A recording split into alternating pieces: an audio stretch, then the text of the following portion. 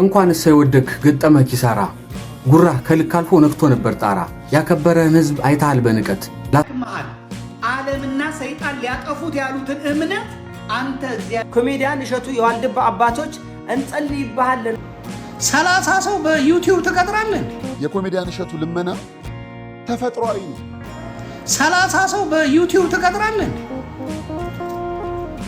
እንኳን አንተ አይደለም አይሾ ስፒድ 30 ሰራተኛ የለው አይሾ ስፒድ ነው ማውራ ዓለምን ሲዞራት የሚውለው አይሾ ስፒድ ጋርዶች አሉት ከዛ ሷል የሆነ ሰው አለ አለቀ ምን ይፈጠር ተብሎ ነው 30 ሰራተኛ 50 ሰራተኛ አለኝ ለዩቲዩብ ላይ ሰባ ነው እኮ ጭራሽ ወይ አንተማ መሬት አነጥፈት ለምናል አባቴ አይሆንም እንዴ ለዩቲዩብ ለ30 ልትበላ ከባድ ነው ትሬንዱ አሁን ጥብሱ ቲክታክ ነው ላስላስማ ይሄው እንግዲህ ሀቢባን አታይም እንዴ ገንዘቡ እንዴት እንደሚጠብ በ3 ቀኗ ነው ከአራስነት የተነሳችው ተፈወሰች አድርሱልኝ ለሸቱ በ3 ቀኗ ተፈወሰች ዱቅ ልጅቷን እዚህ ጋር አርጋለ ደብል ነው ተዳላለች በቃ ትሬንዱ የቲክታክ እንጂ የዩቲዩብ አይደለም ዩቲዩብ ከፍለኛ ላይ ባውን ሰዓት ልንገር እውነቱን ዩቲዩብ በጭራሽ አይሆን ዩቲዩብ ያን ያህል ገቢ የለው ደግሞ ኢንተርናሽናል አይደለም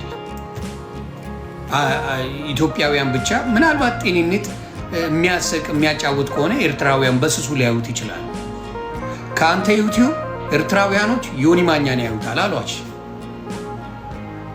ዮኒ ማኛ ላስላስ ጭውቴ ምናምን ድብና አድርገው ኤርትራውያኖች ያዩታል ከአንተ ዩቲዩብ ማን ነው እሸቱ ነው የሚሉት አሁን ኤርትራውያንን ብጠይቅ ስለዚህ ውስን የአንተ ስራ ውስን ስለዚህ በሌላ ነገር ብትስተካከል ጥሩ ነው ብዬ አስባለሁ ዩቲዩብን ግን ምንም ማስቀጠል አይቻልም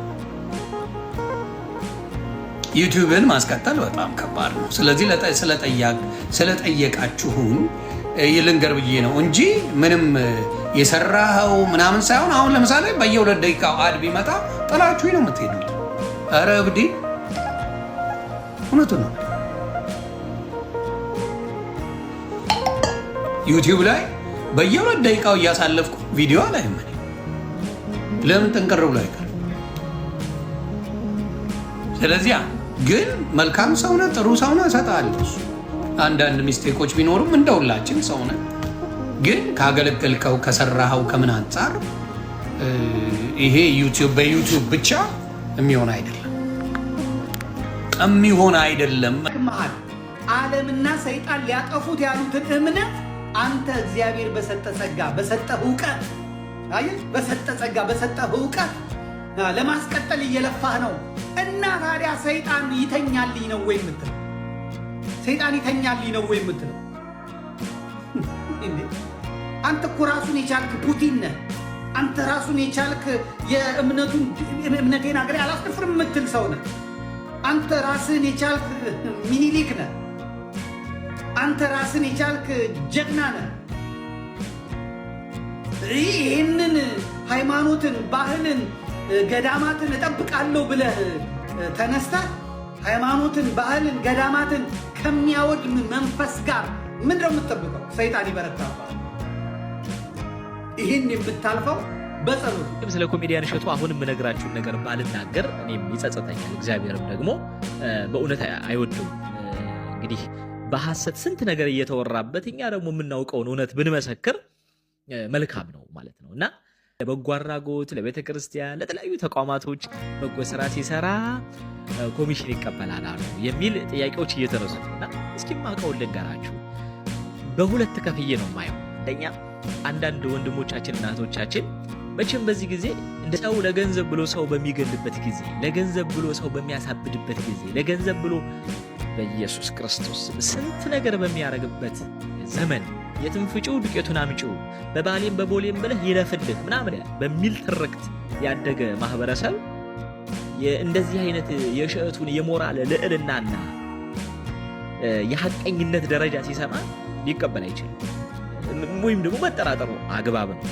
የሚያስደንቀው ነገር ግን ኮሜዲያን እሸቱ ልክ የበጎ አድራጎት ሰርቶ ሲጨርስ ይሄ ልጅ እንደው ቢሮውን ዘግቶ መጥቶ እነዚህን ሁሉ ልጆች ይዞ መጥቶ እኛ ደግሞ ማሰብ አለብን ብለው አግባብ ነው ብዬ አስባለሁ በእነሱ ሳይድ ማለት ነው።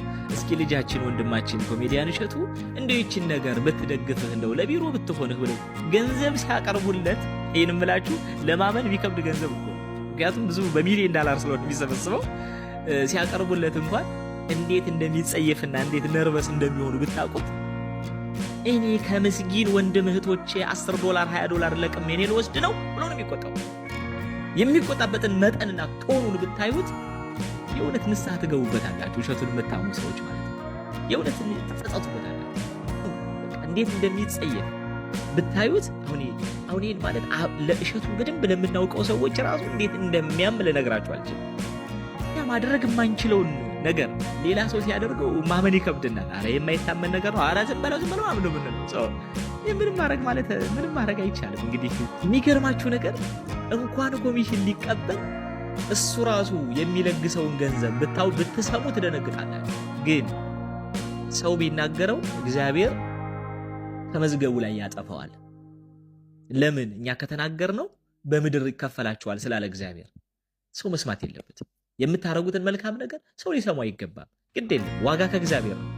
በጣም የሚወዱት ሰዎች ከአሜሪካን ሀገር ስጦታ ይዘውለት ሲመጡ እንኳን እሺ እስኪ እቺ ነገር ታግዛለች ብለው ሲሰጡት እኔማ ሰርቼ እየበላሁ አይደል ይሄ ገንዘብ የሚገባቸው አሉ ብሎ ሰዎቹን ቀጥታ ወስዶ ለሚገባቸው ለምስኪኖችና ወይም ደግሞ በህመም ላይ ላሉ ወንድሞቻችን እህቶቻችን ገንዘቡን የሚሰጥ ሰው በሁለተኛ እንኳንስ ሳይወደክ ገጠመ ኪሳራ ጉራ ከልክ አልፎ ነክቶ ነበር ጣራ ያከበረህን ህዝብ አይታል በንቀት ላሳየኸው ትቢት ይገባሃል ውድቀት ለገዛ ጥቅምህም በእምነት ስም ስትነግድ ፍጹም አላፈርክም ከቶ አልሰጠህም ግድ አፍልተህ ነበረ እንደ ቻይና በራድ የፈጣሪ ፍሪጅ አበረደህ ካንዳንድ ይላል አንዳንድ ሰው እየተሳለቀ በእሸቱ መለሰ ውድቀት እየሳቀ ራስ እንዳለው ሰው ትንሽ አመዛዝኑ ሁኔታውን ይወት ሰፋ ባለ ጎኑ እስካሁን ካረገው ከመጥፎ ከደጉ የትኛው ይበልጣል ሚዛን ላይ አድርጉ አርጓል ከምትሉት ከጥፋት ከኖሩ ያለማው አይበልጥም ሐቁን ተናገሩ ኮሚሽንም ይብላ አበልም ይቀበል ቤተክርስቲያን አቁሟል ፍጹም አይቻልም ይሄን ማስተባበል ለራሱ ጥቅም ነው ብትሉትም ሆዳም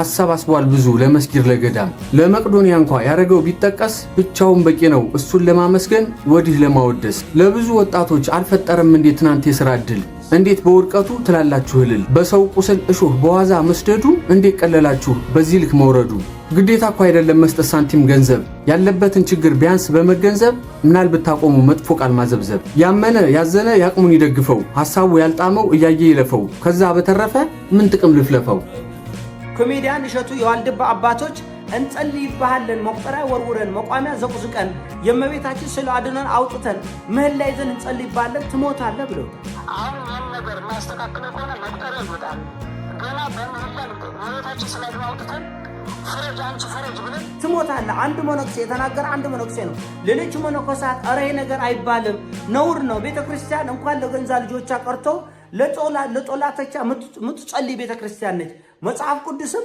ጠላቶቻችሁን ውደዱ ብለ የሚያስተምር ነው እንኳን የገንዛ ልጇን ቀርቶ ለምንድን ነው የሚባል ያለ የጠየቀ የለም ያ ሁሉ መነኩሴ ለዛውም የዋልድባ መነኮሳት ስለ ሀገር ሰላም ይጸልያሉ ስለ ኃጣናት ይጸልያሉ ስለ ጻድቃን ይጸልያሉ ስለ ሰማይ ስለ ምድር ይጸልያሉ ለምድሩ ምህረት ያመጣሉ የተባሉ መነኮሳት ተሰብስበው ቁጭ ባሉበት ይሄ ሰው አንድ ሰው ነው ይሄ መነኩሴ አንድ ነው እውነተኛም ሆነ ውሸተኛም ሆነ ሌላ ተልእኮ ኖሮም አልኖሮም ይሄ ሰው ሲናገር እንዴት ሌሎቹ መነኮሳት ዝም አሉ አንድ ሁለተኛ በገቢ ማሰባሰባ ጊዜ ከያቅጣጫ የሚደውሉ ጳጳሳት እሺ ልጃችን የተባረኩ ልጃችን መጋቢ ብሎ መጋቢ ሰናይ መጋቢ ምናምን ተብሎ ማዕረግ የሰጠው ጳጳሳት እንዴት ልጃችንን ትረግማላችሁ ይሄን ስልጣን የሰጣችሁ ማን ነው እንኳን እሸቱ ቀርቶ የቤተክርስቲያን ጠላቶች እንኳን ቢሆኑ እንጸልይላችኋለን እንጂ እንረግማችኋለን ወይ እንጸልይላችኋለን እንጂ እንረግማችኋለን ወይ ለምንድን ነው ይሄን ያለው እርግጠኛ ነኝ ቢያንስ 10 ጳጳሳት ጋር የእሸቱ ስልክ አለ በትንሹ ነው ማለት ያለው በትንሹ በኢትዮጵያ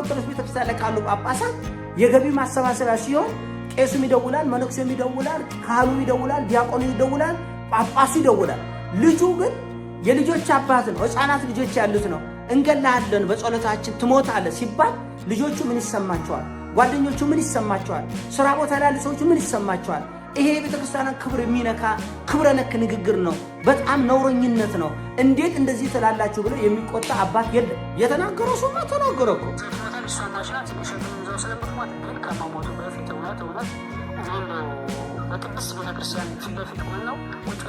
ይሄ ጳጳሱ ደብዳቤ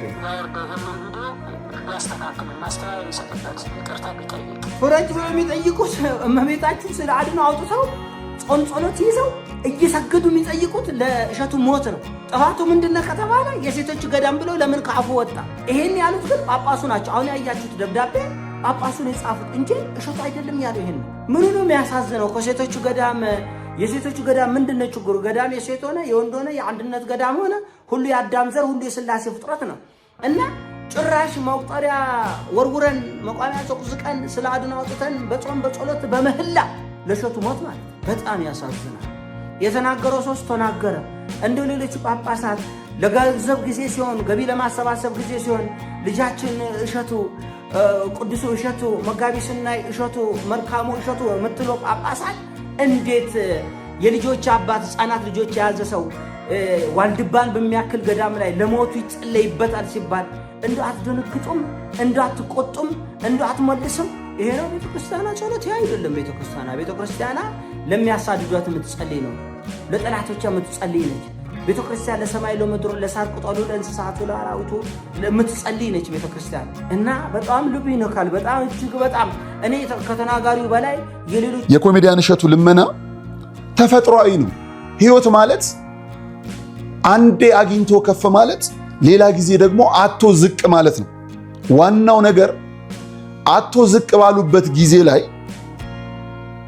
ሞልቶ ለመነሳት መጣር፣ ኖሮ ከፍ ባለበት ጊዜ ላይ ደግሞ ከኔ በላይ ማንም የለም ብሎ ሌሎችን መርሳት አይደለም።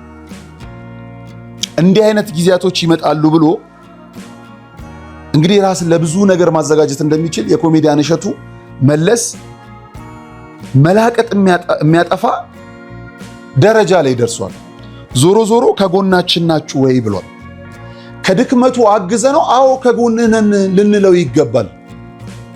የአንድ ሰው መክሰም የአንድ ሰው መውደቅ ሊያስደስተን አይገባም።